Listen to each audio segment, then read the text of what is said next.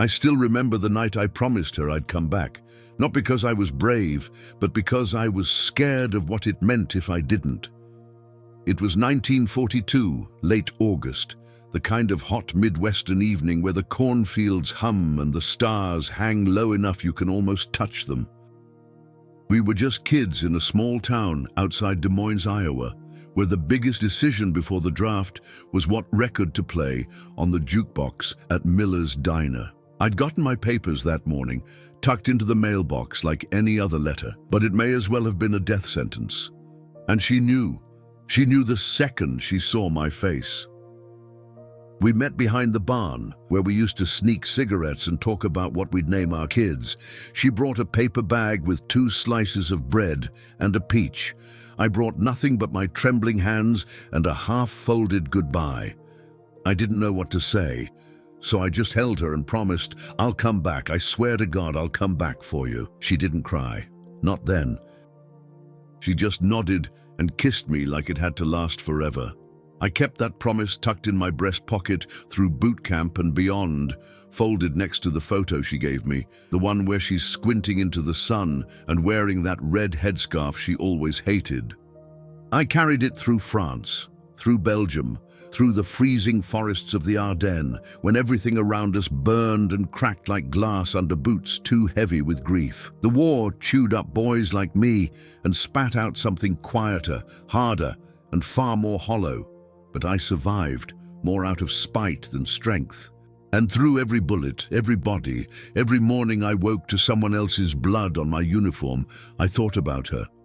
Not as a fantasy, but as a direction, as the thing that would make all this make sense. When the war ended, I took the first train back west, hands shaking the whole way. I didn't tell anyone I was coming. I thought maybe I'd surprise her. I imagined her running down the porch steps barefoot, apron flapping in the wind, crying, laughing, pulling me into a life we paused. But when I stepped off that train in 1946, suitcase in hand and hope hanging by a thread, I knew before I reached her street that something had changed. Because the air didn't smell like home anymore, because no one met me at the station. Because I was no longer the man she kissed behind that barn, and maybe she wasn't the girl who waited. If this story moved you like it moved me while writing it, leave a like and subscribe. It helps us keep sharing true stories of love, loss, and what it means to come home. And now, get ready, because what comes next changes everything. When I got off the train and started walking toward the edge of town, my boots hitting the cracked sidewalk like slow, uncertain metronomes, it didn't feel like I was coming home. It felt like I was stepping into a place built out of memory and dust, the shell of something I once knew intimately, but now could barely recognize under the weight of time and ruin. The streets were quieter than I remembered, not the quiet of peace or sleep, but the hollow quiet of absence, the kind that hangs in the air after something breaks and no one comes to clean it up. The hardware store was boarded shut. The little gas station on the corner, where we used to sneak sodas after hours, was nothing but a shell of wood and blackened brick. The sign that once read "Joe's Ice Cream" swung in the wind with only the letters J and C left dangling. It was like the town had tried to hold on to what it was, but lost the battle somewhere between ration cards and telegrams that began with, "We regret to inform you."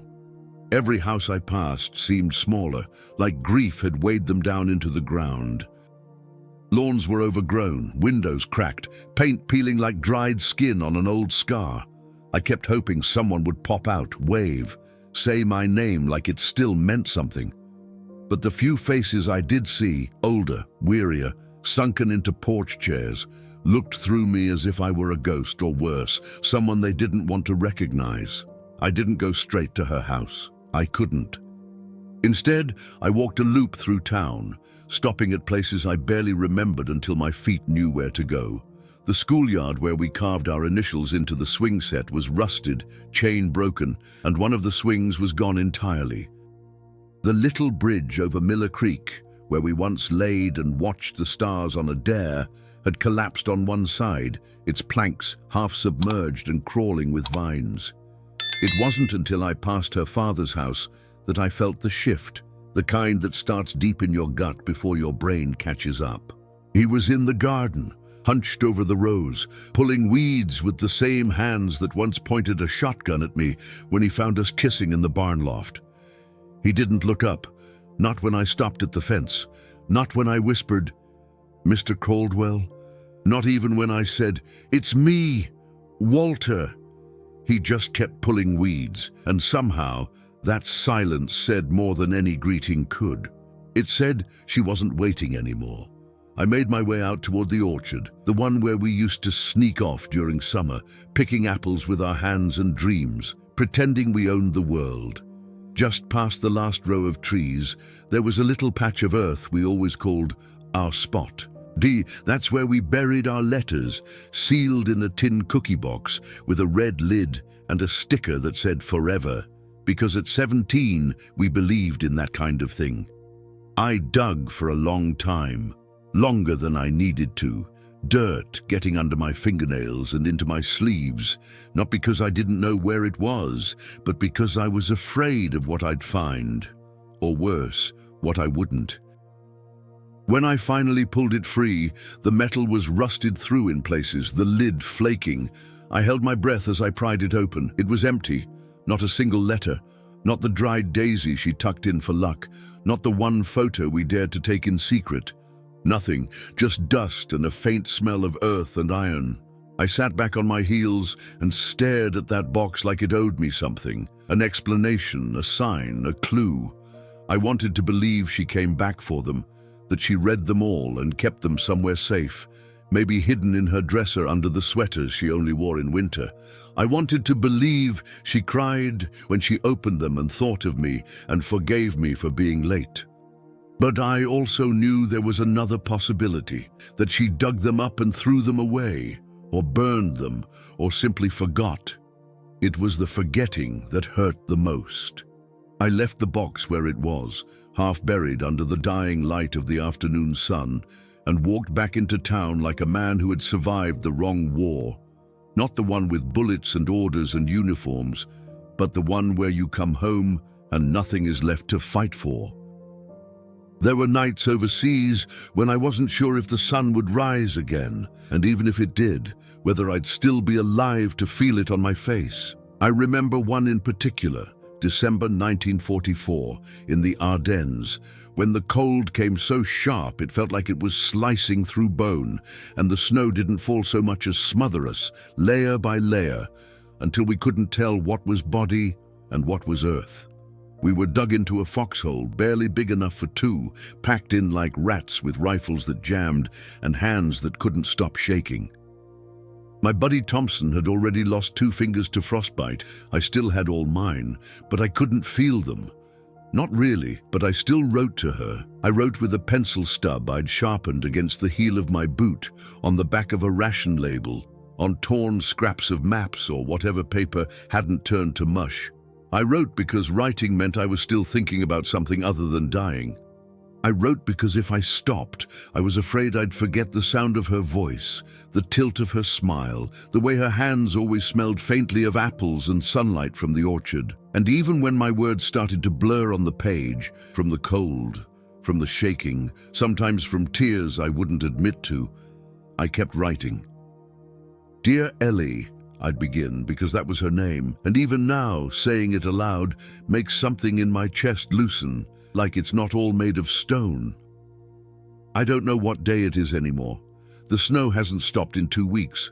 We ran out of coffee and dry socks, but I still have your picture. I keep it tucked in my helmet when I sleep. Don't tell the others. They'll tease me, say I'm soft. But I think it keeps me warm. I sent those letters whenever I could, handed them off to medics or chaplains or passing trucks heading to rear lines. Some probably made it, some probably didn't, and some may have arrived months too late, landing in her mailbox like ghosts long after she stopped waiting. But I kept writing, even when the ink froze, even when my hope did too. There was one night, January 1945, when a mortar landed so close that my ears rang for days, and I thought I'd gone deaf. I remember laying there, face down in the snow, and all I could think was, I can't die. Not yet. Not without seeing her again. And it wasn't that I thought I deserved to live. Too many good men had already died for that kind of arrogance, but I owed her. I owed her that promise. When we weren't fighting, we were marching, carrying everything we owned on our backs through towns reduced to ashes and forests that reeked of smoke and fear. Every village we passed looked like a graveyard, and sometimes they were. There were days when the only thing I ate was a crust of bread I found in an abandoned barn, and whatever memories I could chew on to keep from falling apart. And always, I thought of her. Not as a fantasy, but as a lighthouse, something to steer by. In one of the last letters I wrote before the war ended, I told her, even if I don't come home in one piece, know that every piece of me belongs to you. Every scar, every mile, every breath I've held just to stay alive. It's all because of you. I don't know if she ever read that one. Maybe it got lost. Maybe it arrived and she folded it into a drawer and cried. Or maybe she never opened it at all. By the time we reached Germany, I was half a man, thinner, harder, quieter. My hair had started to grey at the temples, not from age, but from exhaustion. I didn't laugh anymore. I didn't believe in God the way I used to, but I still believed in her. That had to count for something. When the war finally ended and they said we could go home, I didn't cheer. I didn't celebrate. I just packed my bag and waited for a train, thinking only of the way her porch steps creaked in the morning, the way she used to hum without realizing it when she baked, and how I'd once kissed her in the rain behind the schoolhouse and thought, this is what forever feels like. I didn't know if she'd be there. I didn't know if she'd wait. But I had one more letter in my coat pocket, one I hadn't mailed, and it was the only thing I had left that felt like hope. It took me 2 more days to work up the nerve to knock on her door, and even then I stood on her porch for what felt like a full hour, my hand hovering over the wood, my heart pounding so hard it felt like it was trying to escape my chest, because deep down I already knew that whatever I was about to walk into wasn't going to be what I'd dreamed of during the nights I stared up at foreign stars and whispered her name like a prayer to whatever God might be listening. When the door opened, it wasn't Ellie. It was her sister, Anna, though it took me a second to recognize her. Older now, sharper around the eyes, with a toddler on her hip and a softness in her voice that only made the moment worse. She looked at me like someone looking at a photo they thought they'd lost, and then she said, "Walter, oh God," and covered her mouth. I didn't say anything. I couldn't. My throat had closed up. "She's not here," she said, shifting the baby to her other arm. "She's at church with her husband." And that's when the ground slipped from under me, her husband. I felt it like a shot to the gut, not loud, not sudden, but slow and hot and deep, the kind of pain that doesn't make you scream, just makes you sit down before you fall. I didn't even ask questions. I just nodded, like that was the only thing left I could do, nodding, pretending I understood. "She didn't know," Anna added gently. "She thought you'd died." I still couldn't speak. "She waited, Walter, for years." But the letters stopped, and there were so many funerals, so many boys who never came back. I turned and walked away without another word. I didn't go to the church. I didn't want to see her sitting next to another man, smiling, holding a child that wasn't mine. I didn't want to see the life I'd imagined, lived without me. So I went to the only place I could stand to be, the cemetery. It was quiet there, peaceful in a way nothing else was. I walked through rows of white stones, each one with a name that might have been mine if things had gone just a little differently. I looked for my own, half expecting to find it, because part of me had died out there, maybe not my body, but the version of me that she'd kissed goodbye, the boy who'd promised to come back whole. Instead, I found her brother's grave, David Caldwell, killed in action, Normandy, 1944. There were fresh flowers at the base. She'd been here recently. I knelt down and touched the headstone, my hand trembling, and for the first time since I got back, I let myself cry, really cry, because this was the only part of me that was still connected to her. Not the letters, not the promises, just this, shared grief over a boy we both loved in different ways and both lost. I don't know how long I stayed there. Maybe an hour, maybe more. Eventually, I heard footsteps behind me. I didn't have to turn around. I knew it was her. She stood beside me without saying a word. I could feel her presence like I used to feel the sun on my back in the orchard. Warm, familiar, a little too bright to look at directly. After a while, she whispered, "I didn't know how to find you." And I said, "I didn't know how to come back." We didn't hug. We didn't cry together. We just stood there, both of us looking at her brother's name like it was the only thing keeping us from drifting too far apart. "He loved you," she said finally. "I know," I replied. "And I failed him too." "No," she said. "You came home. That's more than most did." "But not in time," I said, and she didn't argue. She looked different, older, yes, but not just in her face. In the way she held herself, like someone who'd learned how to survive without expecting anyone to come save her. She had lines around her eyes now, and her hands had the kind of strength that only comes from holding things together for too long. "I never stopped thinking about you," she said. I nodded. "I still have your last letter," she added. "I read it every year on the day you left." "Even after—" I couldn't finish the sentence. "Yes," she said, "even after." I reached into my coat pocket and pulled out the letter I never sent, the last one I wrote in Belgium, on the back of a weathered map. I handed it to her. She didn't open it. She just held it to her chest. We stood like that, two people who once had everything and now had nothing but words and a silence that felt more honest than anything we could say out loud. We sat side by side on the old wooden bench just beyond the churchyard, where the light slanted long and golden through the trees, and the silence between us wasn't sharp like it had been when I first learned she'd moved on, but soft, heavy with the weight of things we both wanted to say but didn't know how, like the years had stretched a thin veil between us that neither of us dared to tear, a fear of what we'd find beneath. She turned her head slightly, eyes on the field, and said in that same quiet voice she always had when something mattered, "I waited for as long as I could, Walter. But the world kept turning, and it hurt too much to stand still." I nodded, because I knew. I knew what it was to freeze in place, to live in a memory so long it became a second skin, to write letters no one read and whisper names into the dark as though that would bring them back. I knew what it was to be loyal to a version of someone frozen in time, long after the time itself had moved on. "I kept your letters," she said, "all the ones that arrived. I read them until the paper wore thin and the ink started to fade. I couldn't throw them away. They were the only proof that you were still alive somewhere."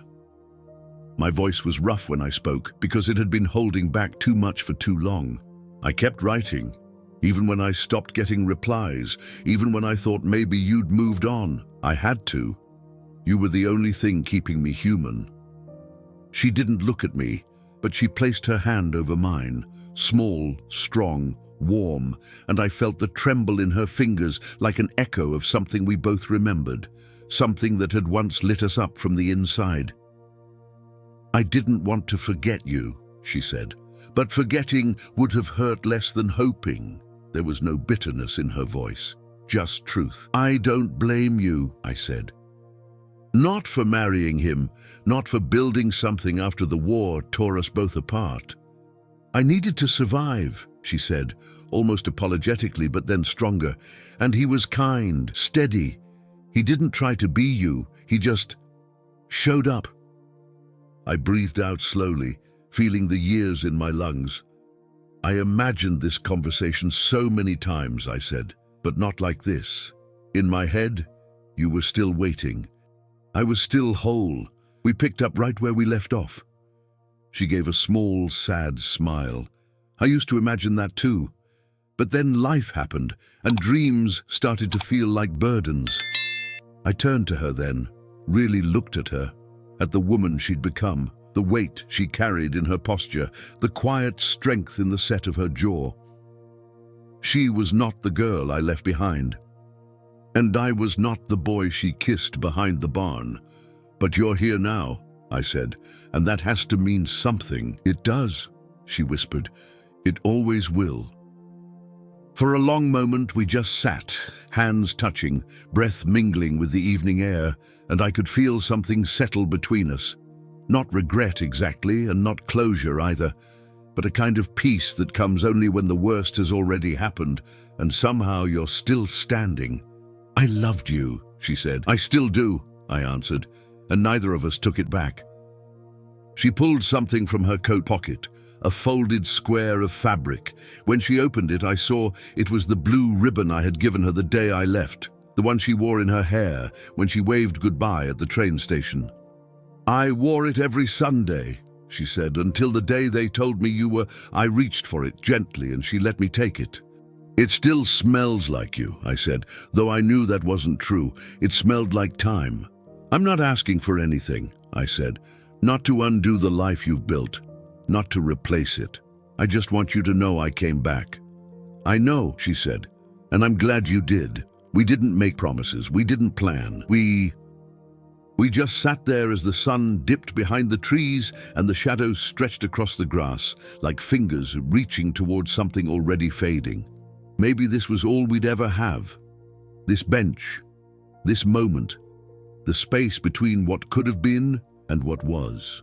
But I'd take it 1,000 times over the silence of not knowing, because in the end, she hadn't forgotten me. And that was enough. I packed my bag the next morning while the town was still sleeping, the sky just starting to turn from blue to gold, and the only sound was the distant hum of a truck down the highway, and the wind brushing through the trees like a hand through old memories. I didn't leave a note. I didn't knock on her door one more time. I'd already said everything I had to say, and I knew that any word beyond what had already been spoken would only stretch the wound instead of closing it. There was no anger in me, no bitterness, only a kind of slow sadness, the kind that seeps into your bones and settles there, not like fire, but like fog, and you just learn to live with the weight of it. The truth was simple. I'd come back and I'd been too late. But I had come back, and that, in the end, was all I had left to give. I stopped by the orchard one last time, walked through the rows of trees that had outlived the war and the waiting, past the spot where we buried our letters, past the tree where we'd once carved our initials in a crooked heart that had since been swallowed by bark. I reached into my bag and took out the blue ribbon, the one she'd kept, the one I now carried like a relic, and I tied it to the lowest branch of that same tree. Not high, not hidden, just there, fluttering gently in the morning breeze like a whisper to anyone who might pass by and wonder what story it belonged to. It wasn't a monument. It wasn't a grave. It was just a piece of a life that almost was, a mark of something real. I stepped back and looked at it, and in that moment I didn't feel like a soldier or a survivor or a man who'd lost the love of his youth. I felt like a witness to time, to love, to what happens when promises don't come with timelines. Sometimes coming back doesn't mean picking up where you left off. Sometimes it means laying something down, quietly, carefully, without ceremony, just the truth left in the open air. I got on the next bus out of town without looking back, because some things are meant to live in memory, not in repetition. And I carried with me not just the letters and the ribbon, but the knowledge that I had kept my promise.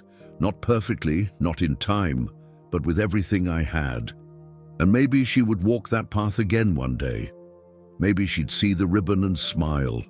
Or maybe the wind would take it, and no one would ever know it had been there, but I would know. And sometimes, that's all a man has to carry him the rest of the way. We share real stories every day. Stories of love, war, and the human heart. If this one moved you, leave a like and subscribe. It helps us keep these voices alive.